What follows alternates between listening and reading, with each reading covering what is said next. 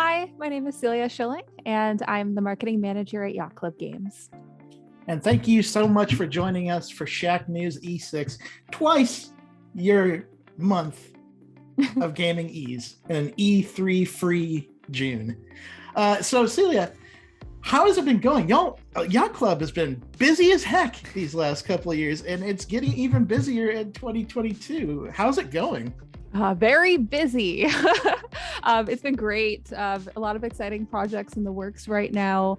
Tons of things to discuss, and we're just so excited to be able to talk about our current projects and share it with our community. Yeah, and like one of the biggest things, like let's not even beat that around the bush here. Mina the Hollower, a massively successful Kickstarter. Lots of fun updates coming on that. I'm a backer. I'm gonna be honest. I backed it the moment I saw it. I love the Game Boy Advance Zelda style spooky aesthetic. It's so fun.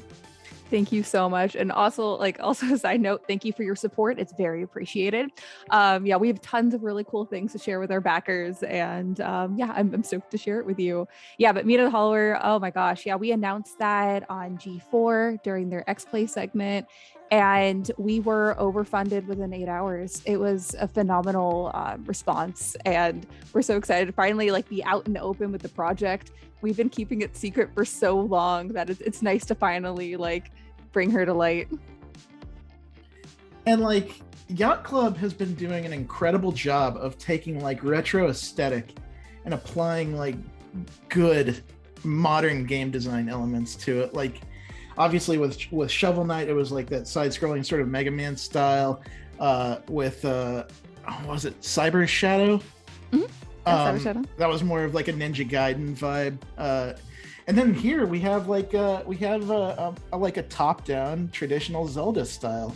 And what has it been exploring all these different aesthetics and bringing them to new and original projects at Yacht Club? Yeah, well, it's been really cool. And it's not something that we just went with the neo nostalgic aesthetic intentionally. It just kind of happens. It's kind of one of those things that we're all gamers and we playing games that we personally like, and we like making games that we absolutely love. So it just kind of blended aesthetics that really reign true to our heart. Yeah, with Shovel Knight, we're huge Mega Man fans. We had a Mega May where we went through tons of different Mega Man games. We actually did a randomizer where every time you get hit, you swap the game. So we had to switch off the controller on who was good with it. But it also blends in with that, some DuckTales, and even some Dark Souls. So for Mina the Hollower, we're huge Game Boy Color fans. And so it's taking that aesthetic with a top-down Zelda, Castlevania with a little bit of Bloodborne in there. So we're it's really fun, and it's really exciting because the projects, though they're not nostalgic, they're different sides of different genres. So it's really cool to explore all of them. Yeah, that jump is directly from almost Link's Awakening. That is what I remember the most about the game is you could finally jump in a Zelda top-down game, and you guys look like you've nailed that feeling in this game as well. Thank you. I know that Alec and Sandy, I think they were talking about it on G4, so I might be misquoting them, but they were talking about how there's not a lot of Game Boy jumping that, I guess, top-down view of it, for examples. So it was taking inspirations and also reinventing the wheel a little bit, trying to figure out how to make that feel just right. Nailing down top-down perspective of elevation in a game seems like it's very difficult because in the old school games, you had the Rock's Feather and you could jump, but even in the air you would swing the sword and it was as if you were on the ground where Link was swinging at something. And I can't remember. I played through the Mina the Hollower demo, and I can't remember if it was similar in that fact. But I feel like when I did the jump, I would swing at things and on the ground, and it's just an interesting thing, that perspective of elevation in a top-down game. Yeah, it's definitely challenging, but I feel like my colleagues are very, very passionate about making it feel just right with that and exploring possibilities of maybe we could, tweak it a little bit to make it make more sense. So it's currently development, so we're exploring a lot of options to make sure that everything feels right. And when y'all launched this Kickstarter, could you have ever imagined that, like, you've had successful Kickstarters in the past? In fact, like Shovel Knight itself started off of a successful Kickstarter, if I'm not mistaken. Did you expect this level of feedback on Mina the Hollower, or is this just another round for Yacht Club Games? We knew that people would get excited about it because Mina's awesome, but we didn't expect, I think we weren't really expecting anything. We're keeping an open mind. We weren't sure. I don't know if the world could decide one day that they all hate Game Boys, and we're like, oh no. So we didn't want to have like a certain expectation, but all we could do was like share our excitement and our joy and like everything that we love about that era, and be like, do you want to join in and support? Because it'd be really cool. Speaking to crowdfunding in general, like, you guys have now made a huge name for yourself. Shovel Knight's a huge IP, recognizable. There's merchandise up the wazoo. You guys continue to use Kickstarter. Now, I'm just curious if you can answer this. Is that a conduit to show investors that you can have, like, this is the gauge interest, and then you get even more money from private investors, or is that because you just want complete control of the project? You don't want to take any investor money. You just want to make a game the way you want to make it. If that makes sense. So for that, we're investing in the project as well. So it wasn't just based off the community. We're funding like 99% of it, to be honest. There's a lot of costs that go into game development.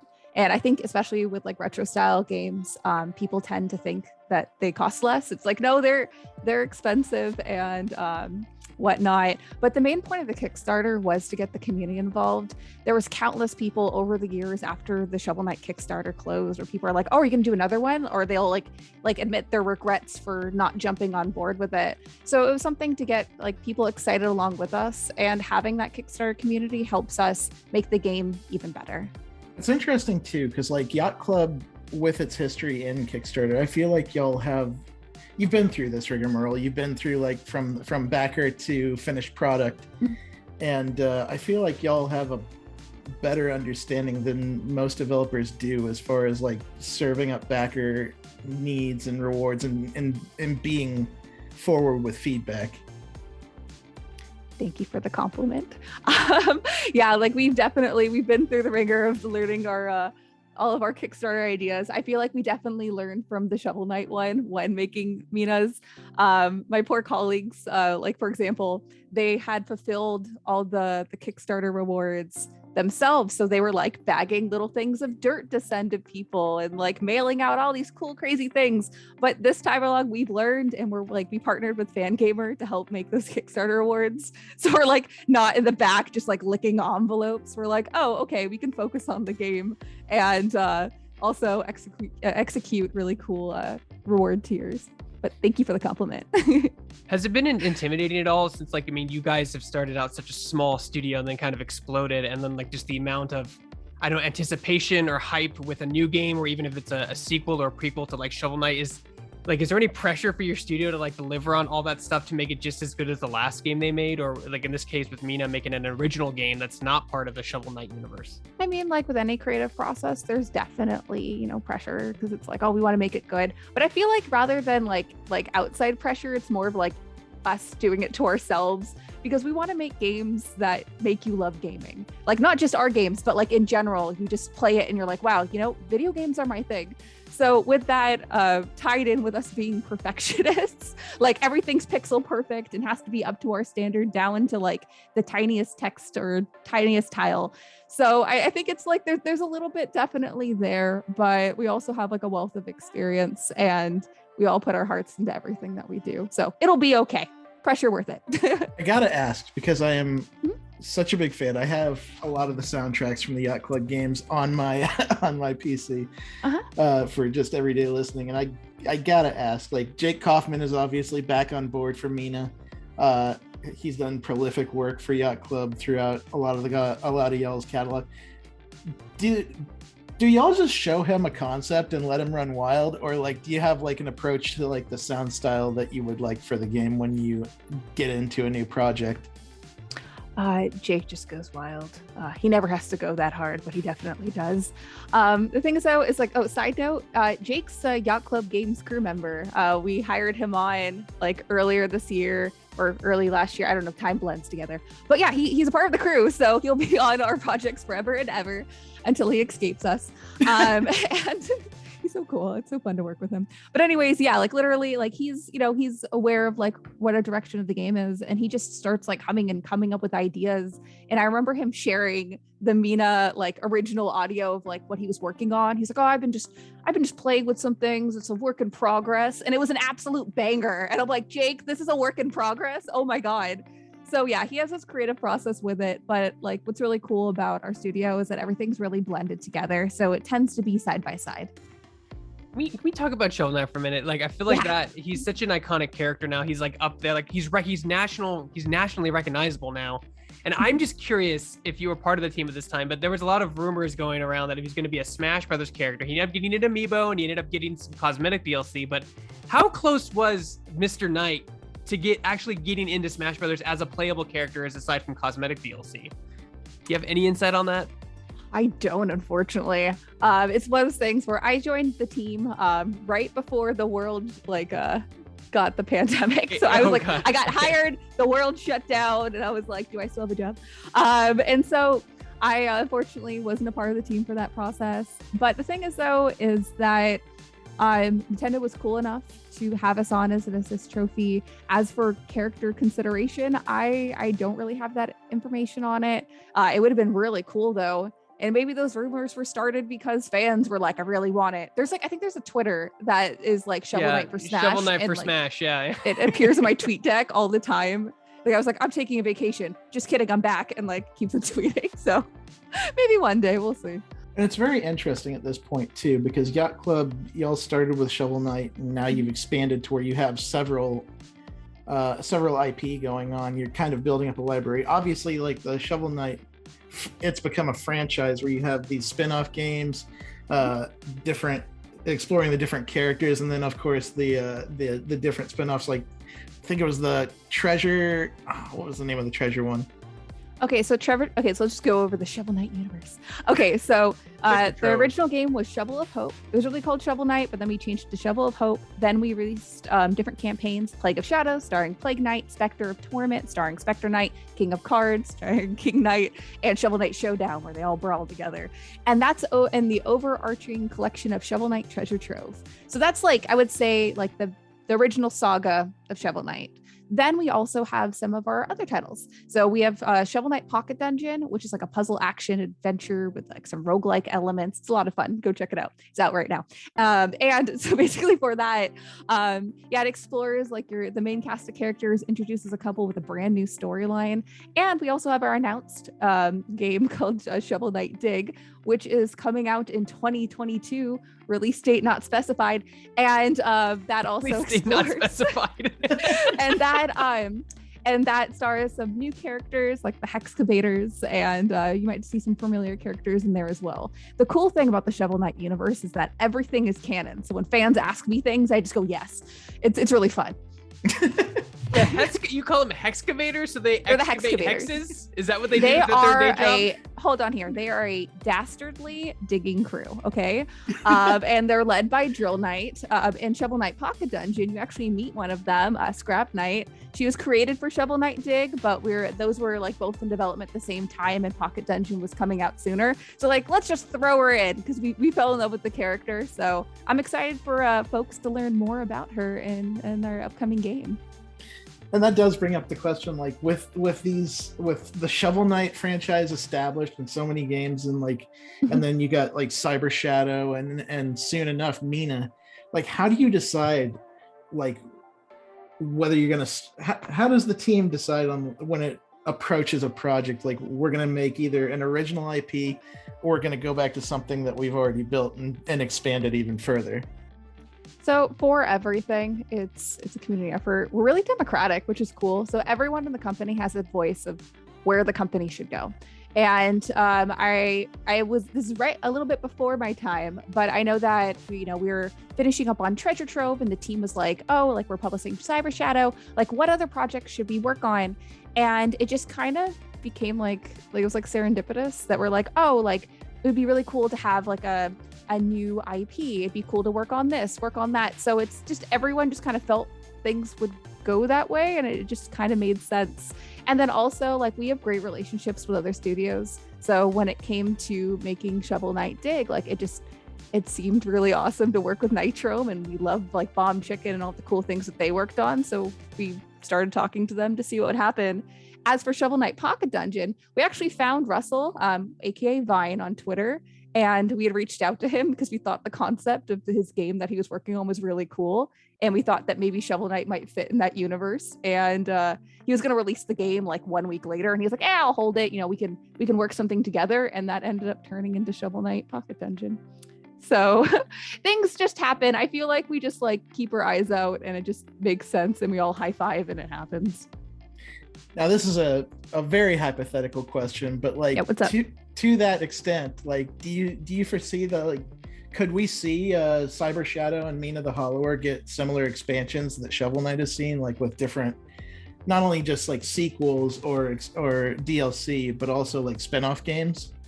Oh man, I'd love to see all of that. I want like a Cyber Shadow, I don't know, fitness game. I would love to see that. It's like Just Dance, but it's just cyber shadowing, ninjing. I don't know. So I would love to see that happen. It's kind of one of those things that it just always has to make sense. So for Cyber Shadow, we did collaborate with Arne. He's aka Mecha Skull. He's the creator of that game. We published it and gave him like a collective wealth of feedback.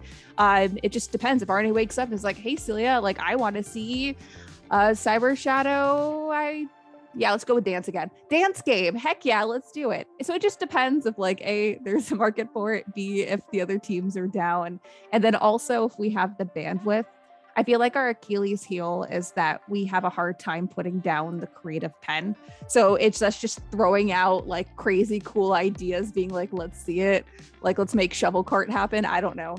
So we'll just see, but you never know what happens in the future, but I like to see it. You know, I talked to some of the guys back before the apocalypse happened, before we could actually go to events, and I was begging them for a cartoon show. Like, this property lends itself so well. Like, Netflix likes to spend money. Like, can we do like a greenlit Shovel Knight show or something, or a Mina show? Like, this art style in these games lend itself so well to transmedia in terms of like comics and toys and cartoons.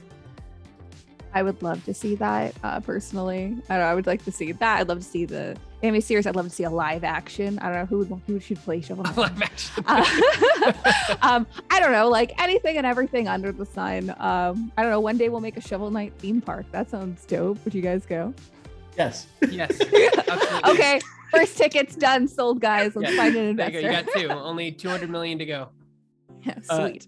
See, my other question for you, Celia, is that as a marketing, I used to work in marketing, and like with Kickstarter, you kind of have to lay out your whole your whole multiple years of DLCs or whatever you're promising.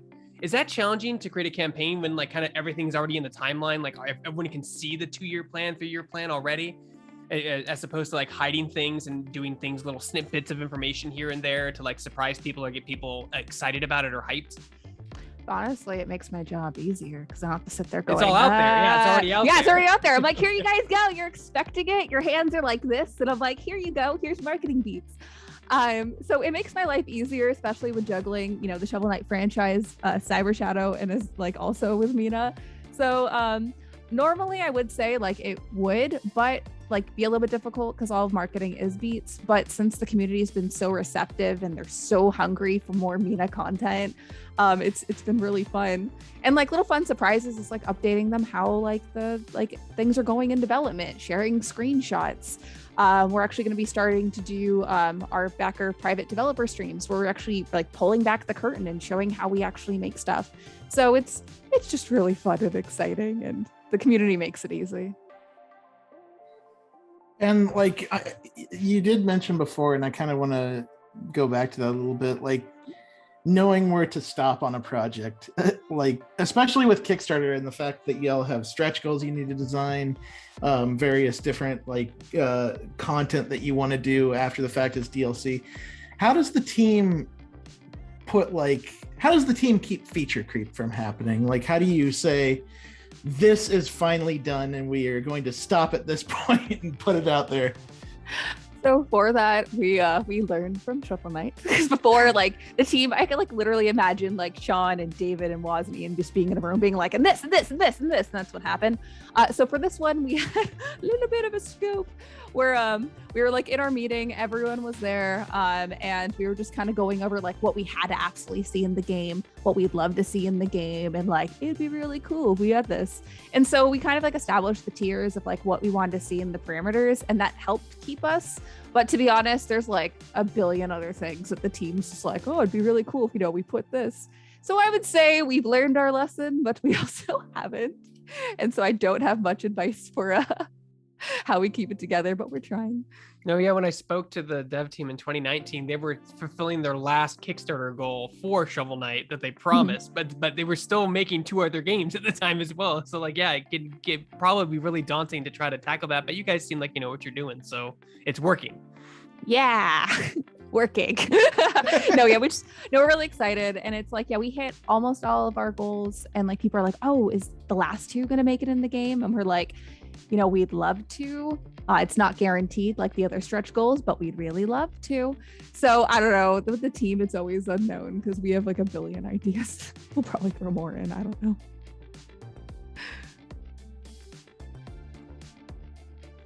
TJ, anything on your end? I had something and then I had a complete brain fart. It happens. It happens to the best of us. So still talking about Mina specifically, I mean, you had a tremendous successful Kickstarter, as TJ said, lots of unlockable things. What's to stop like from your next question, what's to stop the dev team from saying, let's add these things we didn't promise, but it'd be really cool if we did. Let's do that. Like, who has to say no to that? Who's the person in the office is like, we can't do that. We have to stay in the milestones. We have to stay in the budget. We have to get this done on time. Okay, so like thankfully we have Shannon, who's our producer for Mina the Hollower. So she helps ring us all in and check on like, how's everything going, guys? So like she's great. We have her. I love her. Besides that, I don't know, some certain times like team members will be like, wait a minute, like maybe we should focus on this stuff, but it just depends. No one's like the like, I don't know, the party's off kind of person. We're all pretty gung-ho and excited, so we'll see. Yeah, I do want to ask, just like as a personal question, at this point with Yacht Club having established so many games and so many different memorable characters, in my opinion, do you have a particular favorite? Like, is there anything in the Yacht Club universe that stands out as like your absolute favorite? Okay, so I have 3 because I'm cheating. So I love the Tropical King. I love his little dances. I love that he taught Plague Knight how to dance. I just love him. I love him so much. He's so goofy and silly looking. I also really love, maybe 4. Okay. So then I love Propeller Rats. I know it's an enemy and not a character, but oh God, I love them. He recently came out with a Propeller Rat plush, and I've been taking so many like dumb product photos with it.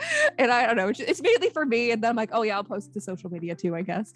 And then I love King Knight. He's such a doofus. He's such a jerk, and I love it. He's just, the whole entire King of Cards campaign just really speaks to me because he's such a jerk. And like, you want to be rooting for him, but I've like played Shovel of Hope, obviously, and I know what happens, and it was just great. And then lastly, I love the Gotician. I feel like he's an underappreciated character, and I love his empty blank stare. So those are my favorite characters.